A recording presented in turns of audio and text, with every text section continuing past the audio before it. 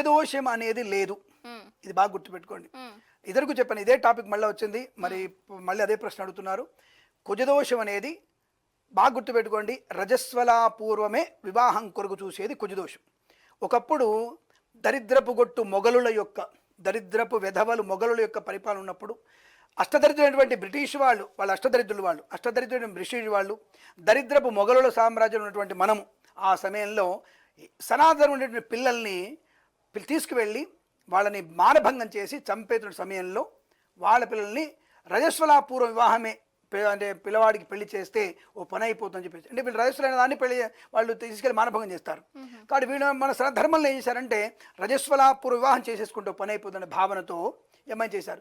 దానికి అందరూ అప్పుడే పెళ్ళా అని భయపడతారు. మీరు అనుకున్నట్టుగా చాలామంది అనుకుంటారు, అబ్బో చిన్నపిల్లకి మేలు పెళ్ళా అండి అంటారు.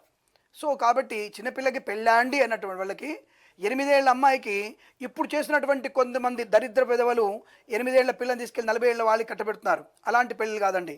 8 ఏళ్ల అమ్మాయికి 11 ఏళ్ల అబ్బాయితో చేసేవాడు, 11 సంవత్సరాల వయసు అబ్బాయితో చేసేవారు. 8 ఏళ్ళ తర్వాత అమ్మాయిని వివాహం తర్వాత అమ్మాయిని చదివించేవారు, 18 ఏళ్ల వరకు చదివించేవారు. అలాగే అబ్బాయి కూడా 21 ఏళ్ళు చదువుకునేవాడు. ఆ చదువుకున్న అంటే వాళ్ళ కులవృత్తి. అప్పుడు బీటెక్లు, ఎంటెక్లు, బీటెక్లు, ఈ టెక్కులు లేవు. అప్పుడు టెక్కులు లేని వాళ్ళందరూ కూడా పాపం అందరూ సామ్యంగా ఉండేవాళ్ళు. ఇప్పుడు టెక్కులు ఎక్కువైపోయారు అందరు, కానీ అప్పుడు టెక్కులు లేవు. అటువంటి సమయంలో వాళ్ళ చదువుకొని అప్పుడు కాపురానికి వచ్చేవాళ్ళు. సంప్రదాయబద్ధమైనటువంటి కాపురం ఉండేది. ఈ 5 ఏళ్ల 6 ఏళ్లలో వాళ్ళకి పెళ్ళైన తర్వాత అత్తగారులు అంటే ఏమిటి, భార్య అంటే ఏమిటి, భర్త అంటే ఏమిటి, వాళ్ళ కుటుంబ ఆచార వ్యవహారాలు ఏంటి, ఒకళ్ళనొకళ్ళు 10 సంవత్సరాలు తెలుసుకునేటువంటి అవకాశం ఉండేది. ఆ భర్త మీద విపరీతమైనటువంటి ప్రేమ పెరగడానికి అవకాశం ఉండేది. ఈ భార్య మీద నా భార్య అనేటువంటి ఒక ఆకర్షణ బాగా పెరిగేది. కానీ వాళ్ళిద్దరి లవర్లు అయిపోయేవాళ్ళు. అప్పుడు ఆ రిమైనింగ్ 10 years వాళ్ళు లవర్గా ఉండేవాళ్ళు. కాబట్టి పెళ్ళైన తర్వాత ఇద్దరి మధ్యలో ఎటువంటి సీక్రెట్స్ లేవు. There both are very happy. మన సంతానం వచ్చింది, బ్రహ్మాండంగా ఉన్నారు. ఎగ్జాంపుల్ మా నాన్న అమ్మగారికి ఎలా జరిగింది వివాహం, దానికి ఎటువంటి ఇబ్బంది, నాకు ఇబ్బంది పడేట్లు చెప్పడానికి. సో అద్భుతంగా ఉన్నట్టు మేము 5 సంతానం ఉన్నాం. ఒక కూతురు మాకే, ఒక కూతురు మాకు, ఒక అక్క ఉంది. ఇంతమంది బ్రహ్మాండంగా అందరం కూడా మంచి మంచి హోదాలను ఉన్నాం, తెలివైన వాళ్ళంగా ఉన్నాం మనం. అంటే అది రజస్వలాపూర్వ వివాహం కొరకు వీళ్ళందరూ భయపడుతుండే వాళ్ళు. 8 ఏళ్ల పిల్లలకు పెళ్ళి అయినప్పుడు కుజదోషం వస్తుంది అమ్మాయికి, మరి పెళ్లి ఆలస్యం అవుతుండగానే అప్పుడు భయపడి కుజదోష నిమిత్తంగా అక్కడ పేరు పెట్టారు. అంటే ఇది భౌగోళికమైనటువంటి ఉపద్రవాన్ని తగ్గించుకోవడానికి. రెండవది, చిన్నతనంలో పెళ్లి చేస్తే అమ్మాయికి సుఖ సంతోషాలు బాగా ఉంటాయటువంటి భావనతో కావచ్చు. అంటే ఇప్పుడు మీరు అంటారు, ఏమండి అమ్మాయి పెళ్లి మీరు కరెక్ట్ అంటారా, మళ్ళీ వెంటనే ప్రశ్న అడగవచ్చు, మీరు సమర్థిస్తున్నారు దాన్ని అడగవచ్చు. ఇప్పుడు మీరు 25 ఏళ్ళకి పెళ్లి చేశారు కదా, 30 ఏళ్ళకి పెళ్లి చేస్తున్నారు, 25 ఏళ్ళు కూడా పోయింది అనుకోండి. 2010 వరకు 23-25 పెళ్ళి ఉండేది. 2010 తర్వాత మాత్రం 28 మినిమం వచ్చేసింది. ఇక 2025లో 30కి వచ్చేసారు. సో ఆడపిల్లల పెళ్ళికి 30కి వచ్చి ఐఎమ్ నాట్ ఇంట్రెస్టెడ్, ఇప్పుడే పెళ్ళా నాకు అని అన్నారు. అది వేరే మీ కర్మ, నాకు సంబంధం లేదు ఆ విషయం. ఇప్పుడు 30 years పెళ్ళి అవుతున్నారు. ఇప్పుడు 30 years పెళ్ళి చేసుకొని ఎంతమంది కపుల్స్ హ్యాపీగా ఉన్నారు? నాకు ఈ ప్రత్యక్షంగా మీరు ఎవరైనా ప్రేక్షకులు లైవ్లో ఉంటారు కదా, ఎవరైనా చెప్పండి, 30 years తర్వాత పెళ్ళి అయిన వాళ్ళు ఎవరైనా సుఖంగా ఉన్నారా?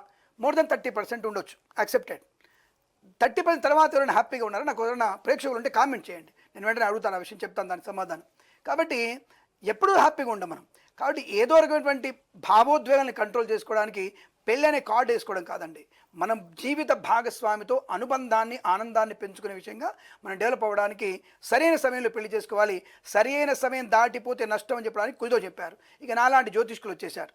కుజుడు వచ్చేసి మీకు మీ కుజుడు, మీ జాతకంలో మీది మేషలగ్నం అండి, అష్టమంలో కుజుడున్నాడు, 2వ ఇంట కుజుడున్నాడు, 4వ ఇంట కుజుడున్నాడు, సప్తమ కుజుడండి, అబ్బబ్బబ్బబ్బ వేలలో కుజుడండి. మీరు వెంటనే 2 లక్షలు ఖర్చు పెట్టి పూజ చేసుకోవాలండి. ఎక్కడికి వెళ్ళాలయ్యా? వెళ్ళదు, మా ఇంటికి రండి, శుభ్రంగా నేను విగ్రహం పెడతాను. సుబ్రహ్మణ్య విగ్రహానికి కందులతో పూజ, కందులతో హోమం, దర్భతో హోమం, సుబ్రహ్మణ్య స్వామి హోమాలు.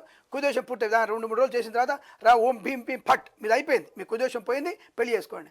మళ్ళీ మా దగ్గరికి వస్తారు 3 ఏళ్ల తర్వాత. గురుగారు అప్పుడెప్పుడో పెళ్ళి అన్నారండి, 2025లో మీరు పెళ్ళి అన్నారండి, మరి 2028 వచ్చిందండి, ఇంతలో మా అమ్మాయికి 33 ఏళ్ళు వచ్చాయండి, పెళ్ళి అవ్వలేదండి. ఏం చెప్తావు సమాధానం? అంటే అది కుజదోష ప్రభావం కాదు. కుజదోష ప్రభావం రజస్వలాపూర్వ వివాహానికి వరకు మాత్రమే.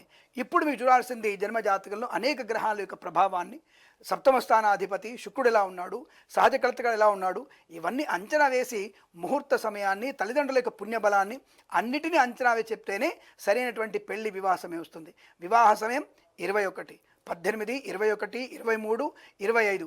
25 తర్వాత పెళ్లి చేసుకునే వాళ్ళకి కొద్దిగా ఇబ్బందికర వాతావరణం, కొద్దిగా ఆటంకాలు ఎక్కువగా ఉంటాయి.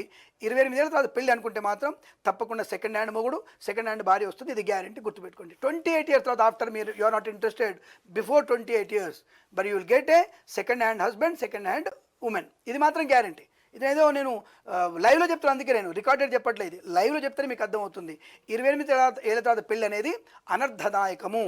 అది ఓవర్ మెచ్యూరిటీ అనుకుంటున్నారు, కానీ అది ఓవర్ఫ్లో లాగా అవుతుంది. అంటే బండికి ఇంధనం సరైనటువంటి పైపులో రావాలి, ఓవర్ఫ్లో అయితే సరిగ్గా రాదు, ఆగిపోద్ది బండి.